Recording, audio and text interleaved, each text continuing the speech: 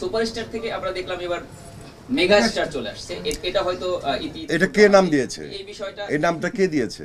দর্শকরা বলে আর কি মেগা স্টার হিসেবে পরিচিত করা হচ্ছে। আসসালামু আলাইকুম বন্ধুগণ, আজকে নতুন একটা নিউজ হাজির হয়েছি।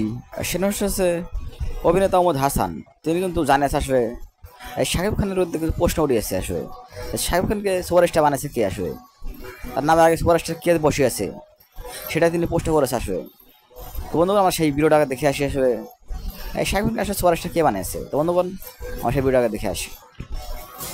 সুপারস্টার থেকে আমরা দেখলাম এবার মেগা স্টার চলে আসছে।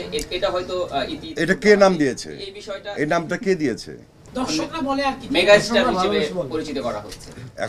এখন যদি আমি এখন বলি যে আমি all round star, all time star, তাহলে কি এটি চালু হবে? আমাকে এটা কে দিয়েছে আমার জানতে হবে, এক। আর দ্বিতীয়ত হলো যে টাইটেলগুলো কে দেয়, এটা তো আমাকে জানতে হবে। আসলে ভাই আমার পিছনে খালি অমিত হাসান চলচ্চিত্র অভিনেতা লেখা আছে, এরকম স্টার বা ওরকম না। স্টার কিন্তু বেশিক্ষণ থাকে না। স্টার ব্যাপারটা আমি বলি, স্টার কিন্তু সবসময় থাকে না। একজন অভিনেতা হিসাবে যে আমি নিজেকে মনে করি, বা প্রত্যেকটাই যারা আছে প্রত্যেকে অভিনেতা এবং অভিনেত্রী, ঠিক আছে? এটা আজীবন সবসময় থাকবে দর্শকের মাঝে।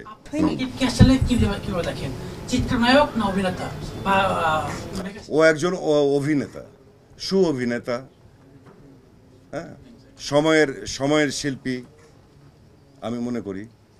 তবে একটা জিনিস আমি আজকে, যেহেতু এতগুলো ক্যামেরা আছে, আমি আমার ছোট ভাইয়ের উদ্দেশ্যে একটা ছোট্ট একটা অভিমানের কথা বলে যাই আপনাদের সবার সামনে, যেটা নিয়ে সাকিব খানের কানে পৌঁছায় আর কি কথাটা।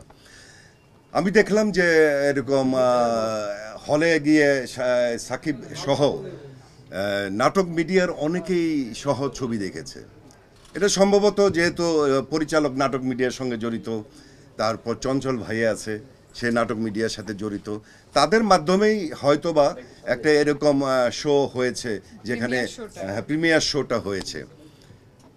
আমরা আশা করেছিলাম যে সাকিব এরকম একটা সুপারহিট ছবি উপহার দিয়েছে, যেখানে চলচ্চিত্রে আজকে সাকিব খান তৈরি করতে যেসব শিল্পীদের সহযোগিতা লেগেছে, যেসব পরিচালক প্রযোজকদের সহযোগিতা লেগেছে, তাদের নিয়ে একটা প্রিমিয়ার শো করা উচিত ছিল।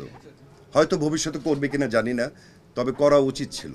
আমি একটা কথা বলি, কেউ কারো পিছিয়ে থাকে না, এবং মনে করেন যে আমার পিছে সাকিব কখনোই ছিল না, পাশাপাশি ছিল, ঠিক আছে? তো একসঙ্গে কাজ করতে গেলে ছোট ভাই বড় ভাই বা যা, কেউ আগে আসলো কেউ পরে আসলো, এটার সঙ্গে আগে পিছিয়ে কোনো ব্যাপার না, ঠিক আছে? সাকিব তার যোগ্যতা দিয়ে সামনে এগিয়ে এসছে।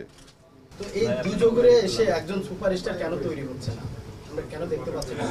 এটা তো আসলে নির্ভর করে হলো পরিচালকদের উপরে, ওনাদেরকে প্রশ্ন করবেন এটা বেশি করে। আর্টিস্টকে যদি জিজ্ঞেস করেন আর্টিস্ট সুপারস্টার হচ্ছে না কেন, তারপর আপনি তো অনেকদিন ধরে কাজ করছেন, কে বললো হচ্ছে না?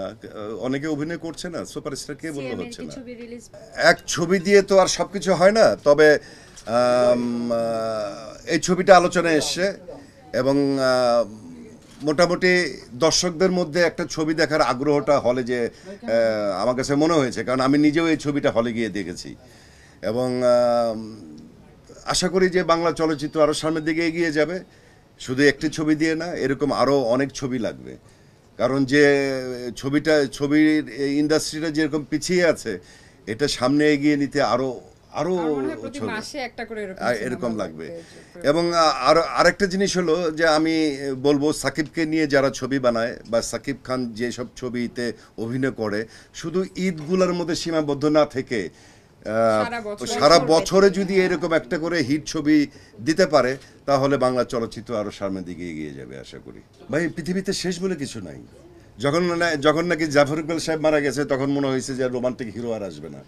এরপর সালমান শাহ আসলো, এরপরে রিয়াজ, ফেরদৌস, আমি ছিলাম, ওমর সানি ছিল, বাপ্পা ছিল, একের পর এক আসছে।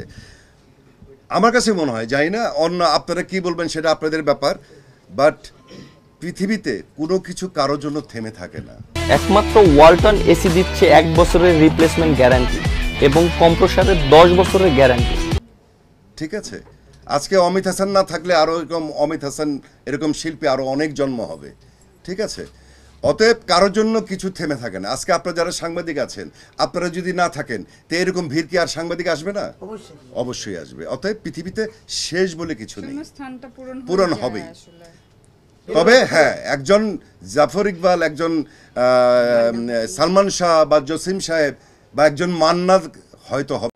তো বন্ধুগণ, আমরা সেই ভিডিওটি দেখলাম যেখানে দেখছে অভিনেতা মোহাম্মদ হাসান তিনি কিন্তু শাকিব খান সম্পর্কে কথা বলেছেন এবং জানিয়েছে আসলে তাকে সুপারস্টার মানে নাম দিয়েছে কে আসলে, বা মেগাস্টার কে দিয়েছে নাম।